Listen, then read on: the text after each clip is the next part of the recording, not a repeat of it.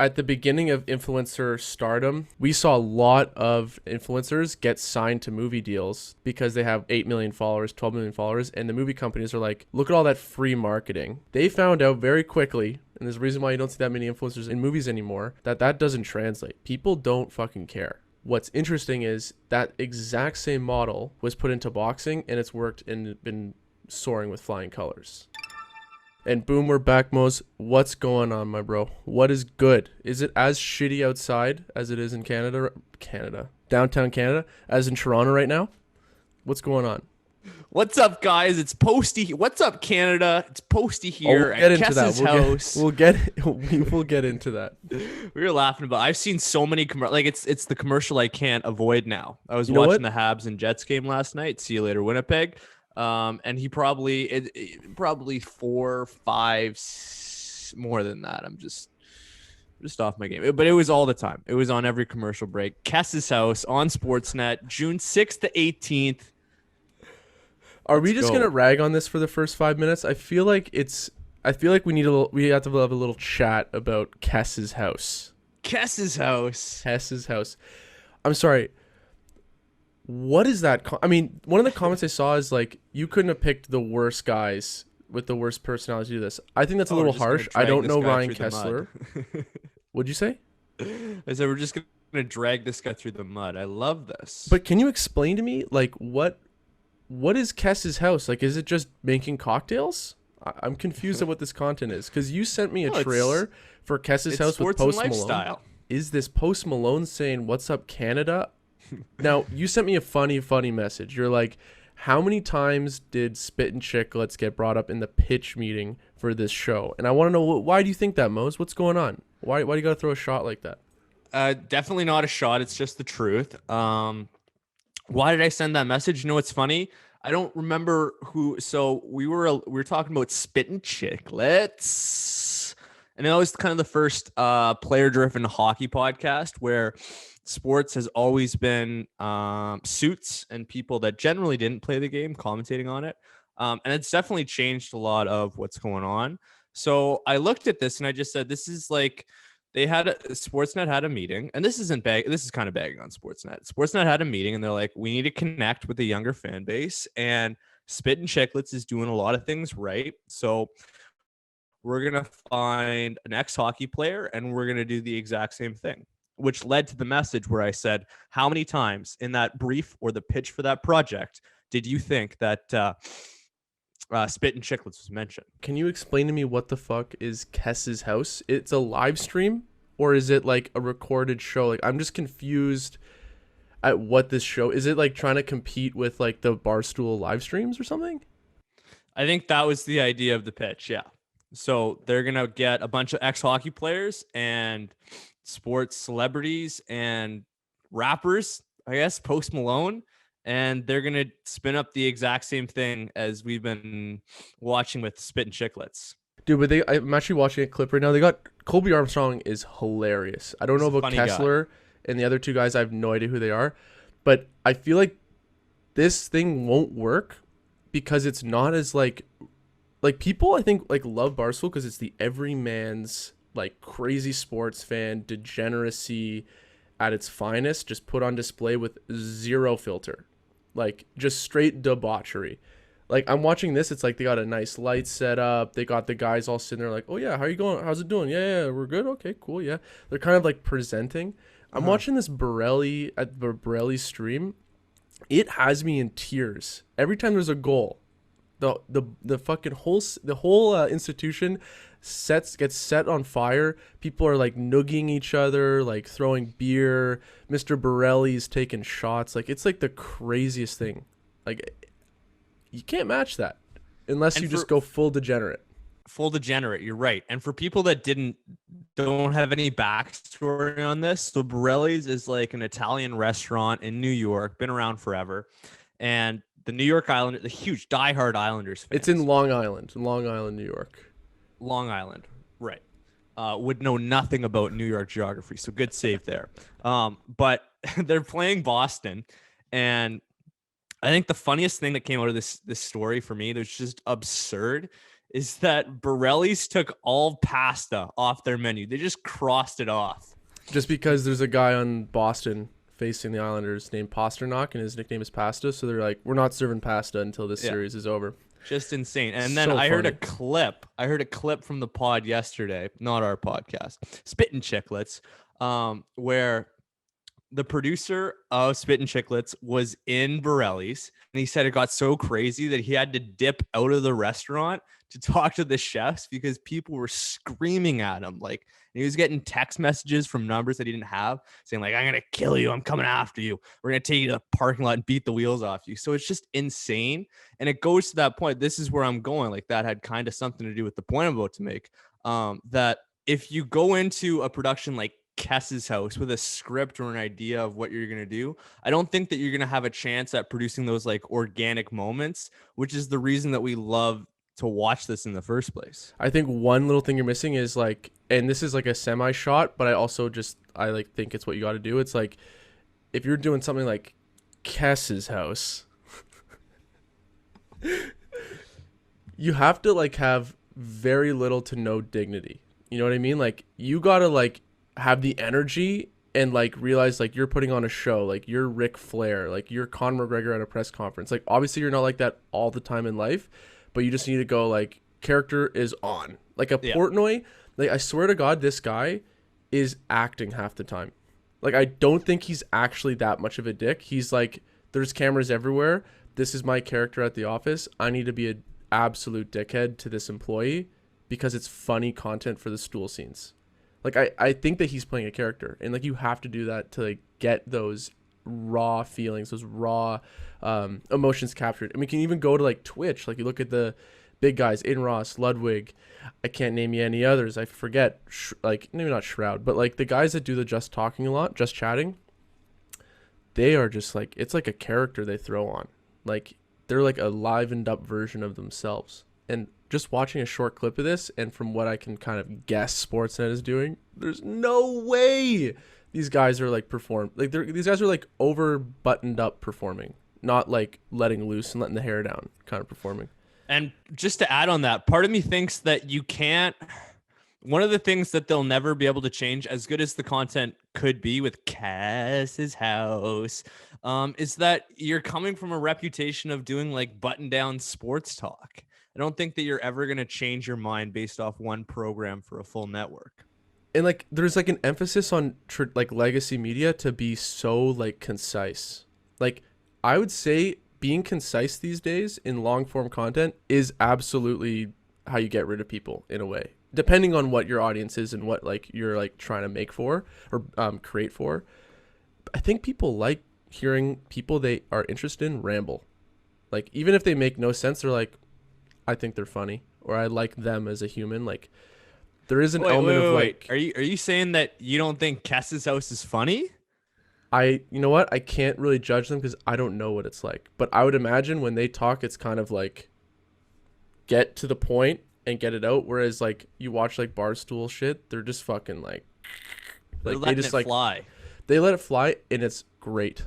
Like, it's actually like, I love listening to people I like and have bought into just chat about nothing and just talk. Like, they can talk about anything. I'll listen. It's kind of interesting, but they for sure mention Spit and Chicklets a bunch, but they don't realize that like their brand that they've established, just like their audience just probably isn't interested in that. How do you transition them over? So that made us think, did they bring on Post Malone for the kids? We got to connect to the kids, dude. Is that for we the got to kids? Get the younger demo. They're not watching the TV anymore. Shocker.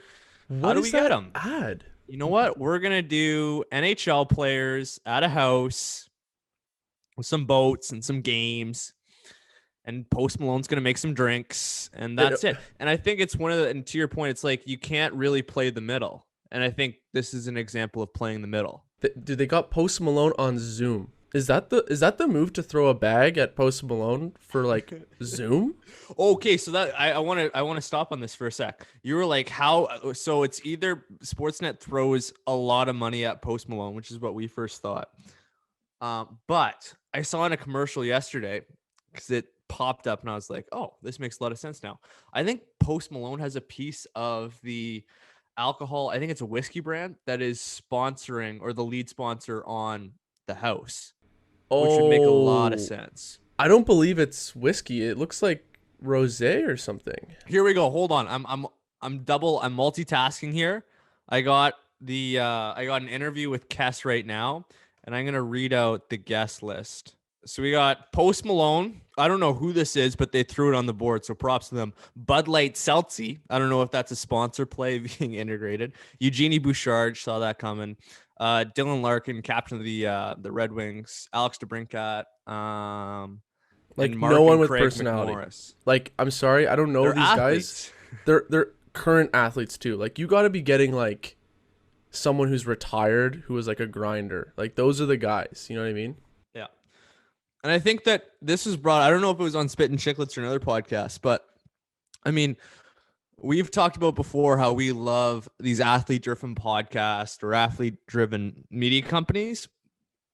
But they brought up a good point. It's the line that you kind of have to walk if you are playing in the league. Like, the thing that's paying your bills is you being a good athlete in that sport. And especially with something like hockey, if you're even in the top 6 on a team, like, hockey is so conservative and it's so about like the team and this kind of like team identity and not kind of sticking out like a sore thumb, that you can't really be the guy spouting off on a podcast telling crazy stories from the behind the scenes and all these crazy things that are happening, because like you have a job. And I think it kind of alienates you in a locker room to a certain degree if you're all in on a podcast and you're also a professional athlete. Well, there's also so much riding. Like, if you say something, even as minor as like, yeah, I felt off that game, every beat reporter is first of all listening to that episode to try and get anything to talk about you to get hits. So you also are like kind of like watching what you say, because you can't say you did something late night with a team member on a certain date and then they draw the connection. Oh, he played bad that game. Yeah. So he's irresponsible and we're going to write a fucking hit piece on him. Like, that shit just happens. And I imagine for the Toronto guys, it's even worse. And I think that's why Lou Lamoriello doesn't let any New York Islander on Chicklets. Doesn't let any of them on. How crazy is that? Yeah. But it makes sense for the team. Not even Leo Komarov. I would love to hear a Leo Komarov story. That guy's wild. Exactly. But I wonder... I got an update on Bud Light Seltzy. He's like a mascot. He's like one of those huge sports mascots, and it's just a Bud Light Seltzer. He is a Bud Light Seltzer. Yeah. It's a mascot that's just jumping around. So it's a character. It's like a sponsor integration. And the last thing I wanted to mention, and we can move on, is does Sportsnet think it... I feel like some of these legacy brands or networks, they think, just... people like to watch athletes talk about their respective sport. Let's just get an athlete. It's like, well, it can't just be any athlete. Like, it has to be someone with some kind of like personality or like charisma. I just don't know. Like, this just doesn't feel it. And I feel like they're kind of like in a boardroom. They're like, so we can see that the numbers over the years have jumped 80% for podcasts that have athletes in them. So what I think we should do is get some athletes on our hand, and not like, they don't think about like IG followers. Do they post a lot in the stories? Do they share their thoughts? Actually take a stand? Because I think people only listen to people who put their fucking flag in the sand and say, this is me right now. Take it or leave it. That's when people listen. I think I'm gonna have to watch an episode now. We're bad mouthing it. We're not bad mouthing it. We can. I mean, there's a stream, and we'll put the links in the description. Before we move on, one positive thing that I want to say about this is that on a couple of their streams, so Sportsnet has about 600K subscribers on YouTube, pretty good. Active subscribers? Active, I couldn't say because I don't have their analytics in front of me. It's fine. One thing I will say is that their live streams do about 100,000 to 150,000, whereas like just the highlights themselves are only doing about 50. So I mean, if you're judging it on the success of what kind of viewers and views they're pulling in, they're doing something right. I will say getting ready with Post Malone drink recipes only did 5K. So that was a smashing failure, but I'm excited to see where this goes, man. It's yeah, we'll get back to everyone. We'll watch an episode or two and actually just, figure out what's really going on. We'll give it a review. I'll review it out of 5 stars.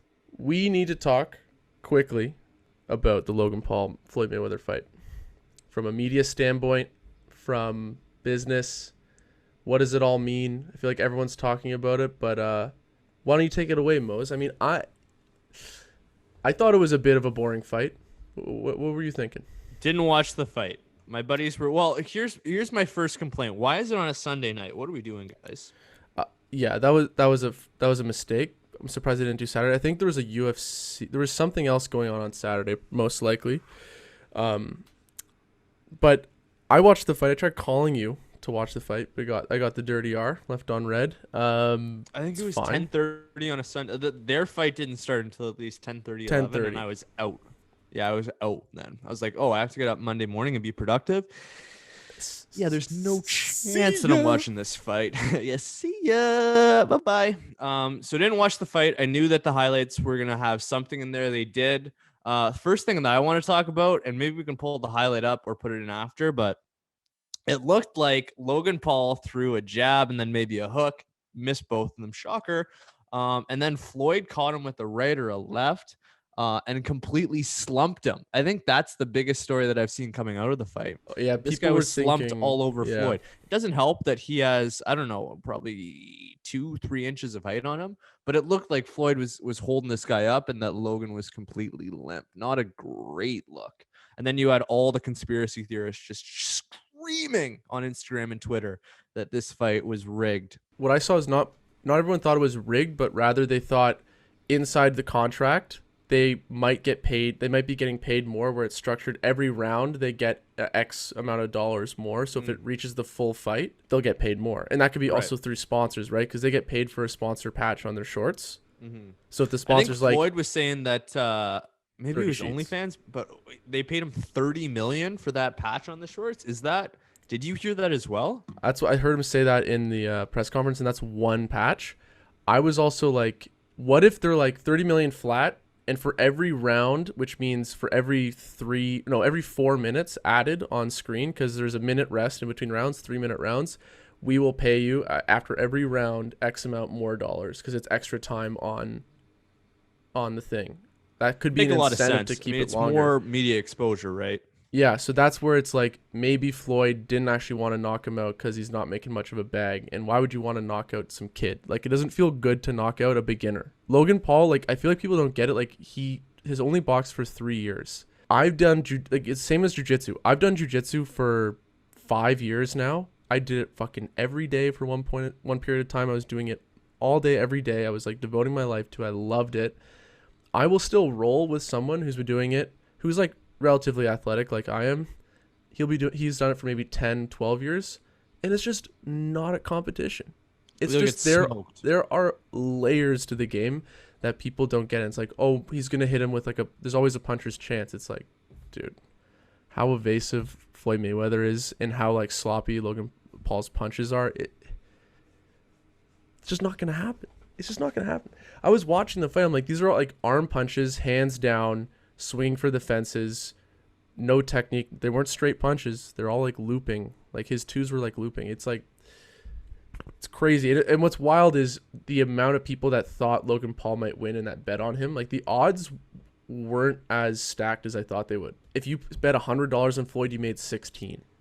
It's like guaranteed. It's literally bank robbery. That was my favorite soundbite that came out of the press conference. Floyd saying, "I am the greatest legal bank robber in history." I mean, it's true. It's so true. I will say though, I mean, regardless of how bad or good Logan Paul is at boxing, I have a ton of respect for a guy who is pretty much on the way out of his career.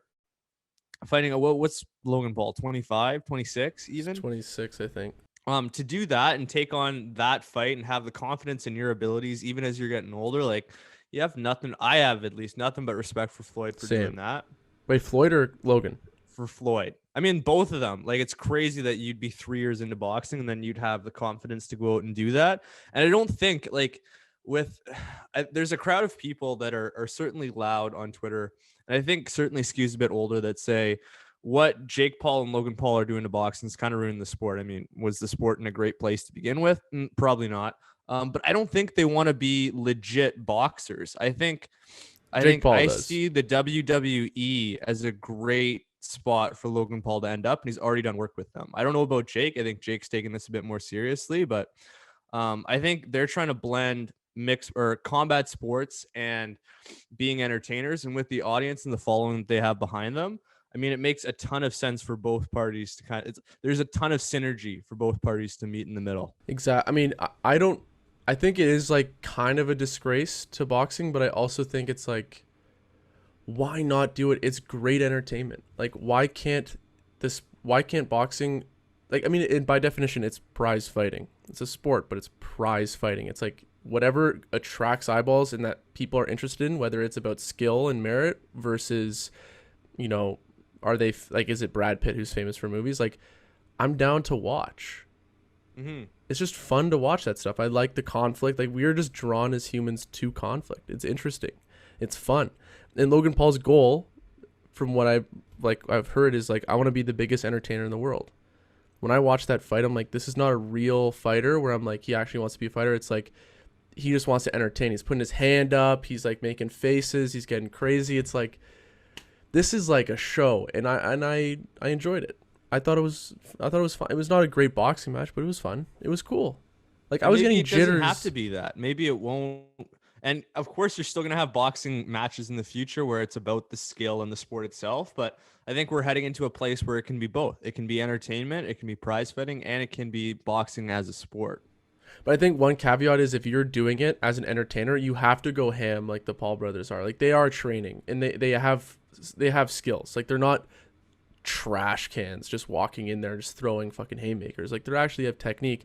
They're just not well-greased veterans, or like well-greased, well-oiled machines where it's like, wow, they're like a seriously talented, like, special boxer. Like Ryan Garcia said it best, who has his own podcast, when he was talking to Ben Askren pre-Jake Paul fight. He's just like, is Jake Paul good at boxing? Yeah, he's a good boxer. Is he anywhere near a prodigy or something special in boxing? No. It's like, there are thousands across the world that are like in gyms in Russia, the Philippines, Mexico, wherever, where it's like, no, this guy's like built different. He's like born different, like a Conor McDavid different. You know what I mean? Because they've been training since they were 8. I mean, what can you expect? Like you said, like, they've been in the sport for 3 years. I think it's fun. Even, like, could you think of another influencer who could go 8 rounds? I mean, albeit kind of under different rules, but go 8 rounds with the greatest boxer of all time. Like, I mean, I see that as an accomplishment even in its own right. Yeah, I think it was, at the end of the day, it's a win-win for both of them. It was fucking great show. But I kind of want to go into like the production. Like, did you watch anything from, like, any clips from the show at all, or like, are you pretty blind on like what happened? Pretty blind on what happened. I would love to know how it compared to the Triller event. Okay, so the Triller event, from what I saw, I thought was like way better production-wise and like interest, like showy wise. But I thought that, like, the problem with the Triller thing is, like, a lot of the time the commentators were like clowning the event. Like, it was really disrespectful. Like, some of the things these like commentators were saying about the fighters was like, wow, that's like, these people devote their lives to the sport and you're just like clowning and like making a sham of it. Like, it's a bit, it doesn't sit right. Whereas these announcers were actually like legit Showtime announcers. The Migos performed right before Logan Paul and Floyd Mayweather walked out, and they just performed walking down like the like walkout from one of the dressing rooms, performing straightening. And a little bit straightening, not straightening, straightening. What I found odd is, like, they're walking and like it looked like they couldn't hear themselves because they like had to like they touched in that thing that like sends their audio into their ear, and then the music was playing on the live stream, like the raw audio from like this actual audio track, and then underneath that you heard the audio from like the actual performance of what they're saying through the mic. So, and then it was like a half millisecond or second off, so it's like echoey. It was like a millisecond off or something, so you just heard like an echo and you're like, what am I listening to? 2 minutes into the song, like the last verse comes in and they just go, who's excited for the fight? And like they start talking about like what Logan Paul is gonna have to do to beat Floyd Mayweather over top of them performing. It was like the strangest thing. And then they had Logan Paul walk out, cool. Then they had Mayweather walk out with Moneybag Yo like walking beside him, rapping, same audio like issue.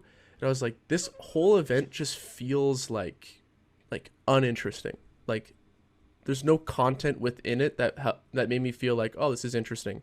I almost feel like the future of broadcasting to like really keep people interested long term, where their eyes are on the TV for the night, for the 3 hours. Like outside of the ads, you also have to have some sort of filler content that's like of some kind of interest. Like what if you did something like in between fights, like I don't know, maybe like a boxer's like teaching technique or like playing a game or like doing something. Like I don't know, I'd have to brainstorm for a while, but like I kind of like the Pete Davidson, some of the stuff I was he did. about Like to it say, did maybe add a that's bit. one of the things that Triller did really well. And maybe you have to. Maybe the content itself was a bit crazy, but I think the goal of that is just to, like you said, fill time and give people something to talk about.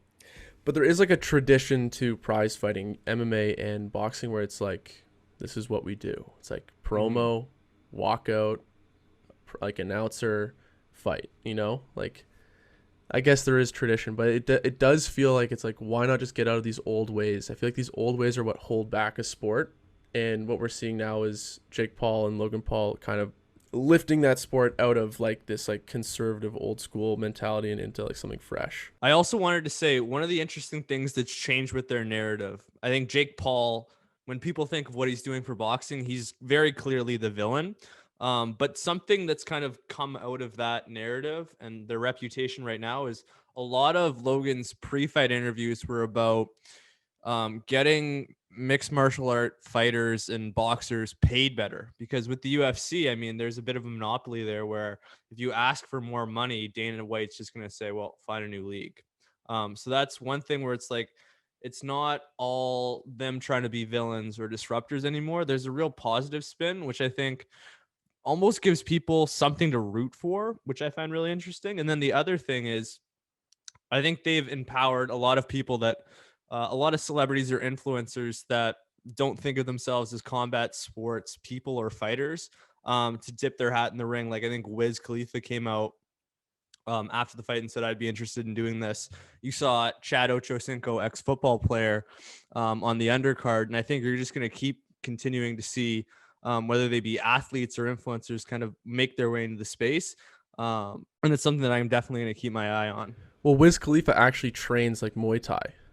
Like there's like videos, images of him like actually like punching and kicking, as well as he was on Joe Rogan. They were talking like about like striking a whole bunch. So like I think there is a history there.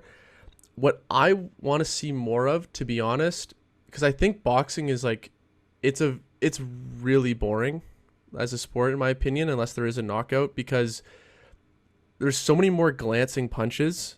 The gloves are so big and there's not like serious damage that can like high impact finish a fight. The odds are just lower and it's only one dimensional, right? It's just hands.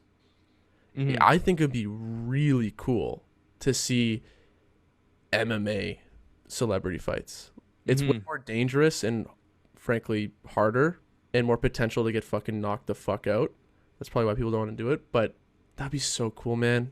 You know how cool it'd be to see fucking Logan Paul like wrestle, because he's actually a good wrestler, or fucking Bryce Hall wrestle. Like this guy wrestled in high school. Like that would be fire. But now you're just watching all these guys fucking box. I'm like, realistically, there's not as much dynamics to a boxing fight relative to MMA. I think that's a great point. Building off that, I would love to see MMA. I was gonna say, it feels like there's a ton of momentum right now with these fights. And one of the things that's interesting with live is that in each one of these fights, you kind of had, like with the Jake Paul fight, his first one against Nate Robinson, you had the knockout that everyone was talking about. Jumped on social, it's everywhere, right? You can't not see it. Then the Ben Askren knockout, crazy KO, crazy moment. And then with this fight, even though the fight itself wasn't so interesting, you had the Migos performing that I saw on social media. You had Logan Paul walking out with the chain. And you have all these kind of moments for the people that don't care enough about boxing to actually watch the fight, or maybe are on the fence, but you have a moment for them to say, oh, I can talk about this. I can speak about this with my friends. I can kind of be a part of the water cooler conversation. But one thing that I think is interesting, and it's not something that at least I'm not super into boxing, so maybe you'd know better, but there's no kind of like merch or other way for people to attach themselves in the sport. Whereas with influencers, their whole business model is made up of getting as many people as possible into their ecosystem. And a lot of the times they do that with merch. So one of the things that I'm interested to see is like where beyond just the pay-per-view, how does boxing and mixed martial arts, how do they find other ways to monetize these influencers if the product isn't going to be so pure? It's not about the skill or the level of the fight and the quality of the fight, if there are other ways that they go about trying to monetize their fights. And I think merch is a really interesting way to do that. I got an interesting point to bring up. So I think at the beginning of influencer stardom and when it really took off 2017, we saw it like really go crazy, like all over YouTube, all these people moving out to LA, the death of Vine, the birth of Viners going to YouTube. We saw a lot of influencers get signed to movie deals to be an actor in a movie because they have 8 million followers, 12 million followers. And the movie companies are like, look at all that free marketing that we get, or not free marketing, but like built-in marketing in the actor. So we don't have to like pay people to like necessarily market the movie. We just hire him as an actor and then pay him a little bit more on top of the actor pay to then market the movie. It's like built in. And also people are like, oh, Logan Paul's in a movie, I'll go check it out. They found out very quickly, and there's a reason why you don't see that many influencers in videos in movies anymore, that doesn't translate. People don't fucking care because generally the acting is pretty fucking bad. Let's just be honest. And also they're not actors. I mean, and also their audience, maybe they're just not interested in movies or spending money on like tickets to go see stuff. What's interesting is that exact same model of boxing, that exact same model of bringing influencers into movies was put into boxing, and it's worked and been soaring with flying colors. Gangbusters. From what we've been told.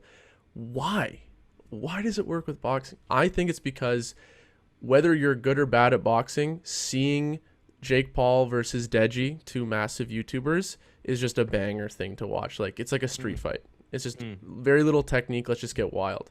There's something about fighting, whether you're good or bad, it doesn't matter. It's just, ooh. It's like what we talk about with some like online content with like Instagram videos and whatnot.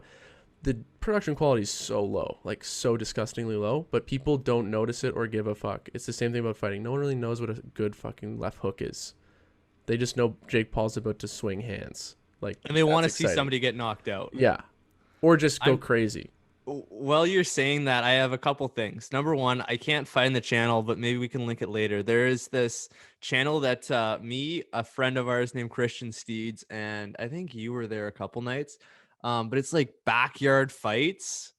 And they're the most hillbilly, like white trash fights happening in like a mud pit. And it goes to the idea that you just brought up, right? Like, we don't really care about who's fighting. We just want to see something crazy happening. And the lower the level of the fighting, the more incredibly crazy it is. Yeah. It's like anything can happen. There's no technique and there's no understanding of consequences. You're just like, I'll just throw this left hook that leaves me completely open to get like straight right. You know what I mean? Like, and with these straight fights, there's no gloves. It's just bare knuckle boxing pretty much. It's insane. And the other thing that I wanted to bring up was that I think what I'll be watching for as more influencers move into different spaces, boxing being one of them, is that we're going to see a flip where all of the coverage, they call it the celeb flippening, where there are more reporters covering pro creators and influencers than there are Hollywood reporters. And it just seems like the deeper we get into this influencer space, the more it seems like it's going to be inevitable at one point. And I think I got to link some of these episodes of Tim Dillon on Whitney Cummings' podcast, because he does like a good job in a really funny way, kind of just talking about how the old Hollywood is dead. It's dying quick and people are still holding on to it, like Whitney Cummings. It's just not it. It's like really dying. People don't care about these untouchables anymore. Like, people want to follow those that they feel connected to and that are flawed, like deeply flawed. And like, it's almost like they live vicariously through you, because they don't want to make those same rash decisions, but they want to feel like they're a part of those rash decisions, because everyone wants to take a risk to a certain maybe not wants to take a risk, but is excited to experience what taking risks are like. Why do we play GTA? It's like we get to like rob cars. We would never do that in person. I don't want to go to jail, but like it's kind of fun to like role play that. Same thing with watching vlogs. It's a real life experience. A vlog is just life that you're living through. It's crazy to see as those influencers get bigger. Like Nelk is an example for me that really sticks out. As they get bigger and have more money, it seems like the playbook is always to do more extravagant, crazy things. It's not enough to give away your merch collection to a fan, which is crazy because there's so much affinity there and the fan goes nuts. And then you see that reaction. And you're like, that is so awesome that they're doing that. But then it goes to the Mr. Beast and the David Dobrik model, where after you give out the merch collection, now you're giving out Teslas, and now you're giving out a new house, and now you're paying off you're letting your parents retire because you paid off the mortgage on their house. And it's crazy to see like that becomes an important part of me following them. I'm like, oh, I love seeing these guys do well, but even bigger than that, I love seeing them be real and be human and give back in a meaningful way. I agree 100%, but I kind of want to close on one last note that we talked about earlier. About Kess's house? Let's close on Kess's house. No, but seriously, the influencer model of bringing them with the built-in marketing or the built-in like giant audience and like, I guess, consumer base, I guess. We saw it fail in movies and we see it succeed in fighting. What is there out there? What else is out there that you could apply this model to with influencers? Because maybe we can't think of it now, but it's going to be so interesting to see the fighting. It's going to rise and rise for maybe a couple more years, but then it's going to dip. I think people are going to get bored. It's like, oh, are we really watching this again? Like, it's like someone's going to lose big. Something's going to happen. Influencers are probably going to be used again. I wonder what that next model is where it actually makes sense and it's actually going to be fruitful for potential investors. I got two things. One of the things that a lot of the venture capital and investment firms have started doing is buying the rights or the views or the AdSense, I guess, on YouTube to the catalog, the backlog, I should say, of YouTubers. So they're like buying, if it's Mr. Beast, they're buying every video from 2012 to 2017 on a 2-year deal because they want to own that content and all the back end that comes with it on the AdSense side. So I think that's really interesting. And that's kind of like a distribution play. And then the other thing is that I don't know where or the next place that influencers are going to kind of insert themselves to if you look at it kind of on the group level. But I do think that what matters much more if you look at the individual level, it's got to make sense with the content that you're creating. And so for Bryce Hall or for Logan Paul, who are like really athletic, kind of into sports, into action, it makes sense to see those guys in a boxing ring. For Jojo Siwa or for Emma Chamberlain, like it makes much more sense to do the coffee brand or to launch something else. Like I think at the individual level, there needs to be a really tight fit between the products or markets that the influencer is going into and kind of what kind of content they produce and what they actually do in their lifestyle. Because I think it's really easy to see something that's not an authentic fit.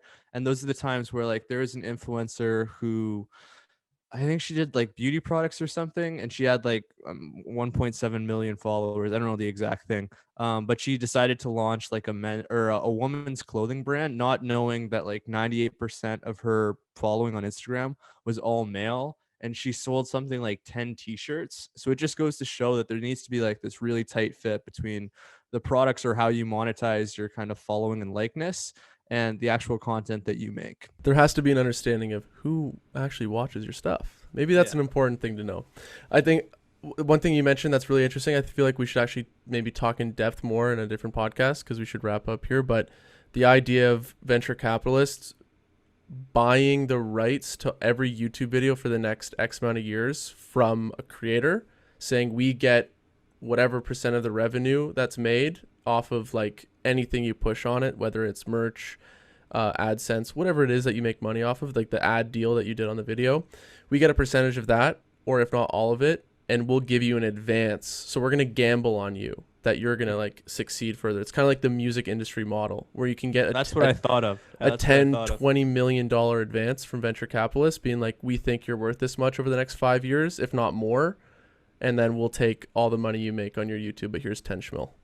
You know what I mean? I don't think that you're just going to see it with venture capitalists. I think that with this, like the most sense in my mind for this kind of scenario is bigger YouTubers seeing talent coming up and saying like, oh, if I'm Fuze Banks or I'm Mike Malak and I see Aiden Ross popping off on Twitch, I want to get a piece. I don't think they did, but I mean, it's the same kind of dynamic going on. I want a piece of that. I've been listening to Fuze Banks actually recently a good amount, and this is a guy that like I think he's doing it the right way. Like when he brings people on, like Tfue, that whole controversy, or the Nelk Boys, that he actually moved the Nelk Boys out from Canada into his house in like 2017-18. Didn't ask for anything. Free living, just here's like food, just come chill with us. We fuck with your content. Same thing with Aiden. No money, no deal, no nothing. That's the healthy way to do it. Is every business person going to say you're a moron for not getting money from it? Yes. But what's more important, man? I think there's like, it's a real disgusting mindset in North America, I believe, or mainly a lot of it in America, where it's like, you always have to get your rub. Like, why can't things just be for the love of it or for the love of someone else? Like, why does it always have to be, well, you don't want to get screwed on this deal. You know, it's just a bad way to look at things in general. One thing to close before you wrap, I think that we'll see a creator or an influencer. Well, I'm going to put my money on a YouTube creator because I think video is just eating everything that we see on our phones. We're going to see a creator go public, like a company would go public in the next 5 years, I would say. I think they're growing at that kind of rate. That is actually that's so fucking interesting. Just to think about that, what does that mean? Like the Logan Paul stock. Like that will probably exist. Buy into Logan Paul. That makes sense. It would be so cringe if it went into crypto, but I mean, it seems like it's probably. Well, it's kind of going there, right? Big clout. Yeah, big clout. Exactly. All right, cool. Mose, banger app. You said 20 minutes. I bet we did double that. We did 42. There you go. There it is. All right, guys. Thanks for listening. We'll be back next week. We got the episode with our friend Alan. Good stuff. Make sure to follow us at RnR Podcast on all platforms, including YouTube. Give us a subscribe, follow, like, comment. You know what it is. Ciao.